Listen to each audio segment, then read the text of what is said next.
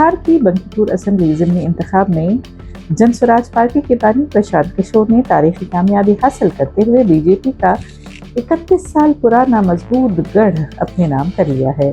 प्रशांत किशोर ने बीजेपी उम्मीदवार नीरज कुमार को 19,324 वोट्स के फर्क से शिकस्त दी है। उन्होंने 64,151 वोट हासिल किए। ये नशिस्त बीजेपी के कौमी सदर नितिन नाबिन के राज्यसभा मुंतखब होने के बाद खाली हुई थी। पार्टी ने पहले अभिषेक बंटी को उम्मीदवार बनाया था, ताहम उनके खानदानी वजूहात के बिना पर दस्तबरदार होने के बाद नीरज कुमार को मैदान में उतारा गया। कामयाबी के बाद प्रशांत किशोर ने इस नतीजे को बीजेपी हुकूमत के खिलाफ अवामी रेफरेंडम करार दिया।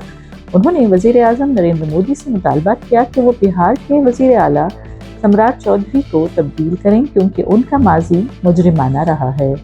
प्रशांत किशोर ने वाज़ेह किया कि उन्हें किसी कुशवाहा रहनुमा के वजीर आला बनने पर एतराज़ नहीं, लेकिन एक बावकार और दियानतदार क़यादत बिहार को मिलनी चाहिए। उन्होंने रियासत की तरक्की पर भी सवाल उठाते हुए कहा कि जब गुजरात में बुलेट ट्रेन मंसूबा हो रहा है तो बिहार के अवाम सिर्फ आम मुसाफिर ट्रेनों पर इक्तफा क्यों करें।